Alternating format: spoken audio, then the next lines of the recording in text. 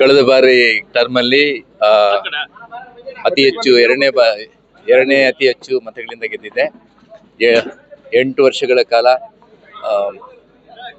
Enrolment ಅಧ್ಯಕ್ಷನಾಗಿ, digital committee ಅಧ್ಯಕ್ಷನಾಗಿ, ಆಮೇಲೆ ಡಿಸಿಪ್ಲಿನರಿ ಕಮಿಟಿ ಸದಸ್ಯನಾಗಿ ಹಲವಾರು ಕೆಲಸಗಳನ್ನು ಮಾಡಿದ್ದೀನಿ. ಪ್ರತಿ ದಿವಸ ನಾನು ಎಲೆಕ್ಷನ್ ಆದಾಗಿಂದ ಪ್ರತಿ ದಿವಸ 1 ರಿಂದ 1.5 ಗಂಟೆ ಬಾರ್ ಕೌನ್ಸಿಲಲ್ಲಿ ಕೆಲಸ ಮಾಡಿದ್ದೀನಿ.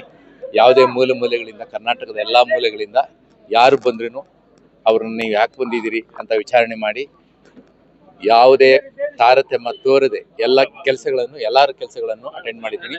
ಅಂತಹ ಒಂದು ನನಗೆ ಅಭಿಲಾಷೆ ಇತ್ತು. ಹಾಗಾಗಿ ಈಗ ಬಾರ್ ಕೌನ್ಸಿಲ್ ಮಾಡಿದ್ದೆ. ಈಗ 2ನೇ ಬಾರಿಗೆ ಆಯ್ಕೆ ಆಗಿದ್ದೀನಿ. ಖುಷಿ ತಂದಿದೆ. ರಾಜ್ಯದ ಮೂಲೆಗಳಿಂದ ನನಗೆ ಓಟನ್ನು ಹಾಕಿದ್ದಾರೆ. ಅವರ ಋಣವನ್ನು ಅವರ ಸೇವೆ ಮಾಡುವ ಮುಖಾಂತರ ತೀರಿಸಬೇಕು ಅಂತ ಒಂದು ಆಸೆಯನ್ನು ಇಟ್ಕೊಂಡಿದ್ದೀವಿ.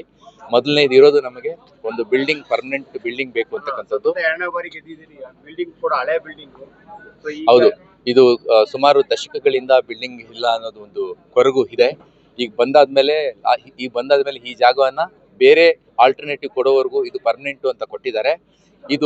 ಇದನ್ನ ಬಿಟ್ಟು ಬೇರೆ ಇನ್ನೊಂದು ಜಾಗ, ಪರ್ಮನೆಂಟ್ ಜಾಗ ಬೇಕು, ದೂರದಿಂದ ಬರೋರಿಗೆ ವಸತಿ ಸೌಲಭ್ಯ ಮಾಡಿಕೊಡ್ಬೇಕು, ಮತ್ತೆ ವೆಲ್ಫೇರ್ ಫಂಡ್ ಇದಕ್ಕೆ ಬೇಕು, ಮತ್ತೆ ಎನ್ರೋಲ್ಮೆಂಟ್ ಮಾಡುವಾಗ ನಾವು ಬಾಡಿಗೆ ತಗೊಂಡು ಪ್ರೆಸ್ ಕ್ಲಬ್ ಅನ್ನ ಬಾಡಿಗೆ ತಗೊಂಡು ಮಾಡ್ತಾ ಇದ್ದೀವಿ.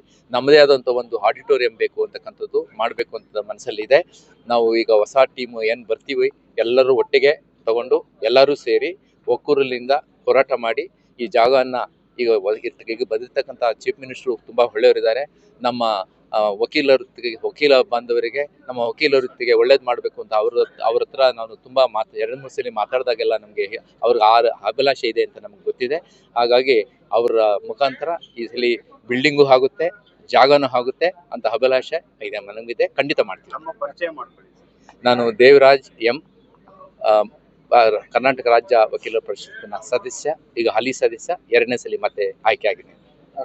Thank you.